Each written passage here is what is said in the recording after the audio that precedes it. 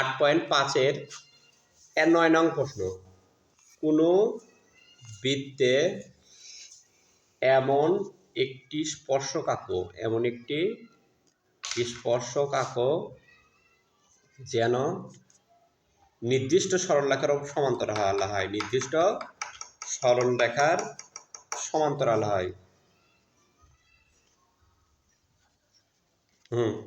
সবাই একটু লক্ষ্য করো। এবি একটা সরলরেখা, একটি সরলরেখা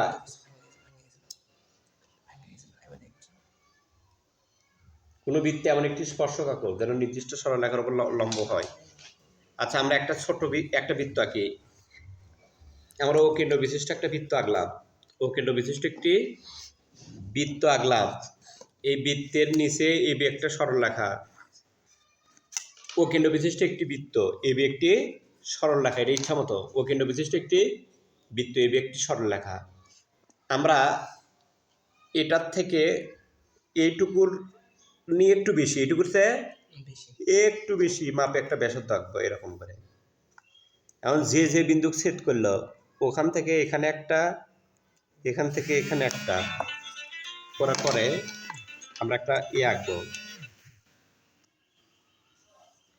এইটুকু আমরা যোগ করে দিলাম, হলো না? যোগ করে দিলাম। তারপরে যোগ করলাম।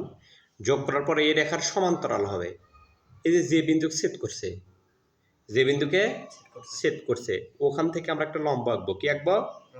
লম্ব আঁকবো। এরকম লম্ব আঁকবো। লম্ব আঁকে এখান থেকে এখানে একটা, এই পাশ থেকে এই পাশে একটা, তারপর এখান থেকে এখানে একটা, তারপরে এখান থেকে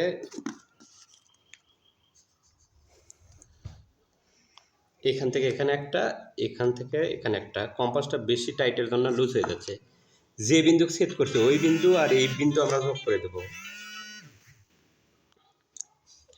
যোগ করে দিলে তাহলে সিডি হবে আমার নির্দিষ্ট সরলরেখার সমান্তরাল।